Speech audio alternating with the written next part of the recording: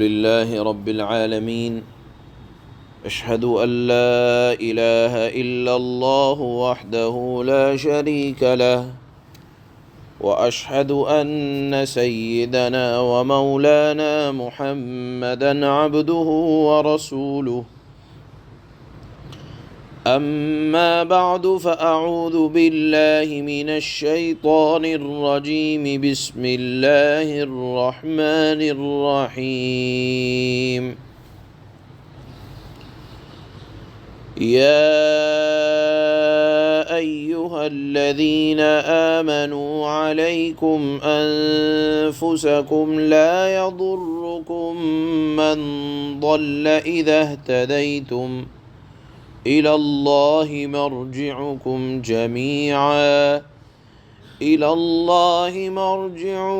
جميعا فينبئكم بما كنتم تعملون صدق الله مولانا العلي العظيم۔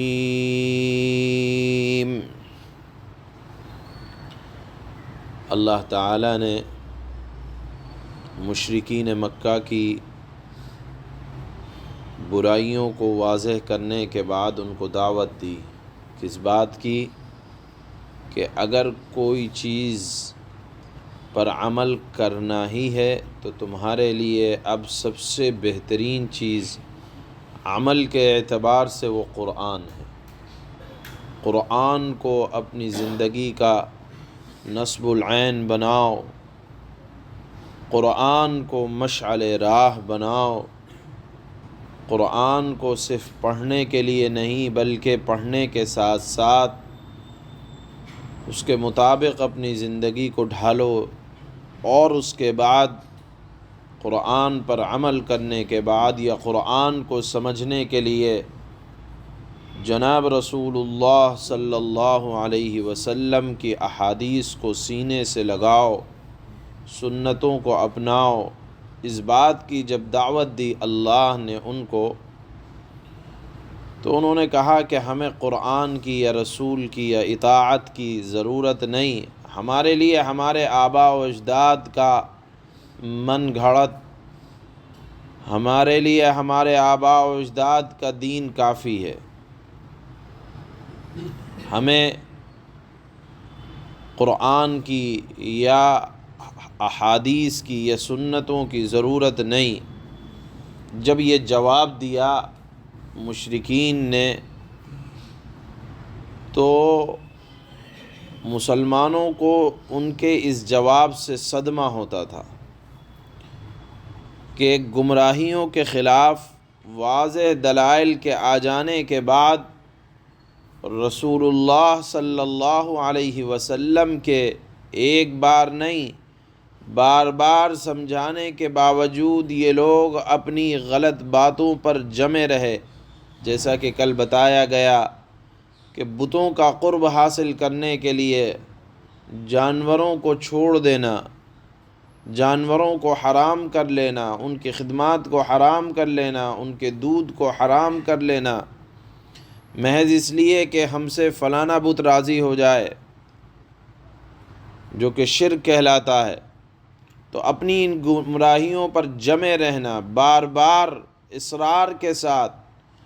اور اللہ کے نبی صلی اللہ علیہ وسلم کے سمجھانے کے باوجود تو مسلمانوں کو ان کے اس طرز عمل سے دکھ ہوتا تھا۔ اللہ تعالیٰ نے مسلمانوں کو ان حضرات یا حضرات صحابہ اکرام کو تسلی دی کہ تبلیغ کا حق ادا کرنے کے بعد، سمجھانے کے بعد، امر بالمعروف اور نہی عن المنکر کرنے کے بعد اگر کوئی اپنی گمراہیوں پر اڑا رہتا ہے، بات سمجھانے سے سمجھ میں نہیں آتی، تم نے اپنا کام کر دیا کہ حق یہ ہے باطل یہ ہے، تو اللہ نے فرمایا کہ اگر کوئی اپنی گمراہیوں پر جمع رہے تو پھر صدمہ کرنے کی کسی کو ضرورت نہیں، یعنی مبلغ کو، بات کہنے والے کو یا امر بالمعروف نہی عن المنکر کرنے والوں کو اگر ان کی بات نہیں مانی جاتی تو اللہ نے تسلی دی کہ کسی کی گمراہیوں پر صدمہ نہ کریں، بلکہ کیا کریں؟ آپ اپنی اصلاح کی فکر زیادہ کریں۔ اللہ تعالیٰ نے اس آیت میں یہ بات تو ارشاد فرمائی کہ اگر کوئی دوسرا گمراہ ہے اور آپ نے اپنی ذمہ داری ادا کر دی، بات کو، اللہ کے پیغام کو پہنچا دیا، تو اب اگر کوئی دوسرا گمراہ ہو رہا ہے تو کسی دوسرے کی گمراہی آپ کی اپنی ذمہ داری کو ادا کرنے کے بعد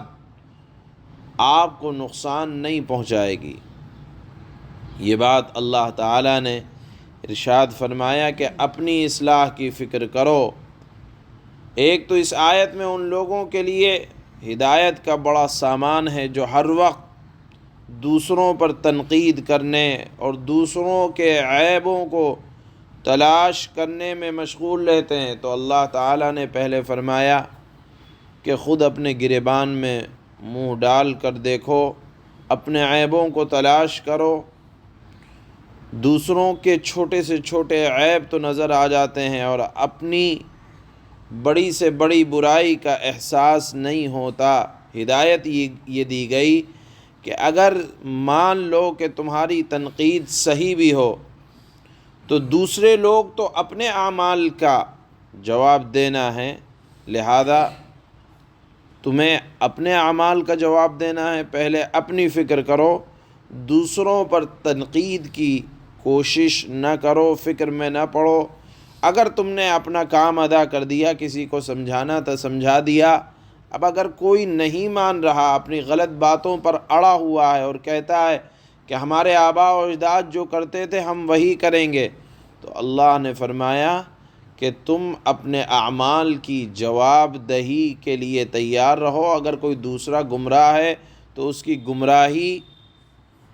کی وجہ سے تمہارے اوپر فرق نہیں آئے گا، لیکن یاد رکھنا چاہیے یہ تبھی ہے جب آپ نے اپنی ذمہ داری یعنی امر بالمعروف اور نہی عن المنکر کر دیا ہو، خیر کی طرف، برائی سے روکنے کے لیے بھلائی کی طرف آپ نے بلا دیا ہو۔ اگر بلایا ہی نہیں اور آپ برائی کو اپنے آنکھوں سے دیکھ رہے ہیں ہوتا ہوا اور خیر کی طرف لپکتے ہوئے آپ نہیں دیکھ رہے اور سوچتے ہیں کہ مجھے میرے اعمال کافی ہیں، تو ایک روایت میں آتا ہے، قیس ابن ابی حازم صحابی ہیں، فرماتے ہیں سیدنا صدیق اکبر رضی اللہ تعالی عنہ نے ایک دن جمعے کے دن خطبے میں یہ آیت ارشاد فرمائی جو آج پڑھ رہے ہیں، یا ایھا الذین آمنوا علیکم انفسکم، کہ ایمان والو اپنی فکر کرو۔ تو فرماتے ہیں سیدنا صدیق اکبر کہ تم اس آیت کو پڑھتے ہو اور اس آیت کا مطلب غلط سمجھتے ہو کہ لوگ گمراہی میں مبتلا ہیں اور تم امر بالمعروف اور نہی عن المنکر چھوڑ دو گے۔ تو فرماتے ہیں سیدنا صدیق اکبر کہ میں نے رسول اللہ صلی اللہ علیہ وسلم کو یہ فرماتے ہوئے سنا کہ اگر لوگ مجرموں کو جرم کرتا ہوا دیکھ لیں اور ان کو ان کے جرموں میں چھوڑ دیں اور برائی سے نہ روکیں، بھلائی کی طرف لانے کی ترغیب نہ دیں، تو یاد رکھیں وہ لوگ بھی مجرم شمار کیے جائیں گے جو امر بالمعروف اور نہی عن المنکر کی ذمہ داری ادا نہیں کرتے۔ ہاں، امر بالمعروف نہی عن المنکر، خیر کی طرف بلانا، برائیوں سے روکنا، یہ ذمہ داری ادا کرنے کے بعد اگر کوئی اپنی برائیوں پر جمع رہے، اڑا رہے، تو کسی دوسرے کی برائی میں پڑے رہنے کی وجہ سے آپ کو پھر زیادہ پریشان ہونے کی ضرورت نہیں ہے اور سمجھانے کے بعد کسی کو تنقید کا نشانہ بنانے کی ضرورت نہیں ہے، اس لیے کہ اللہ تعالیٰ آپ سے آپ کے اعمال کا محاسبہ کرے گا، آپ سے دوسرے کے اعمال کے متعلق جواب آپ سے طلب نہیں کیا جائے گا۔ بہرحال یہاں اللہ نے یہ ارشاد فرمایا ان حضرات صحابہ کو جن کا رات دن کا مشغلہ تھا، سمجھنا، سمجھانا، خیر کی طرف بلانا، پھر جب کوئی بات ان کی نہیں مانی جاتی تھی تو ان کو صدمہ ہوتا تھا، تو اس لیے اللہ نے فرمایا کہ غم کرنے کی ضرورت نہیں ہے، آپ اپنی فکر کریں اور پھر آپ سے آپ کا اعمال کا اللہ تعالی حساب لیں گے۔ اس آیت کے تحت لکھا ہے کہ جب معاشرے میں بد عملی کا چلن عام ہو جائے تو اس وقت اصلاح کی طرف لوٹنے کا بہترین نسخہ یہی ہے کہ ہر شخص دوسرے کے طرز عمل کو دیکھنے کے بجائے اپنی اصلاح کی فکر میں لگ جائے۔ جب ہر ایک آدمی دوسروں پر تنقید کرنے کے بجائے اپنی اصلاح کی، افراد اپنے فرداً اپنے اعمال کو درست کرنے کی کوشش کریں گے تو کہتے ہیں کہ چراغ سے چراغ جلتا ہے اور معاشرہ افراد سے بنتا ہے، اور جب افراد درست ہو جائیں گے تو معاشرہ درست ہو جائے گا۔ اس آیت میں اللہ تعالیٰ نے یہی فرمایا ہے کہ سمجھانے کے بعد اگر کوئی بات نہیں مانتا تو آپ کو کسی دوسرے کا گمراہ ہونا یہ نقصان نہیں پہنچائے گا۔ ہاں، یہ ذمہ داری تب عائد ہوتی ہے جب آپ نے اپنی ذمہ داری کو ادا کیا ہو۔ اللہ فرماتے ہیں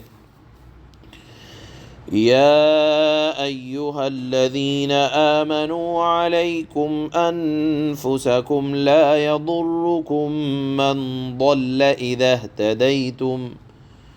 الی اللہ مرجعکم جمیعا فینبئکم بما کنتم تعملون۔ اے ایمان والو، تم اپنی فکر کرو، اگر تم صحیح راستے پر ہوگے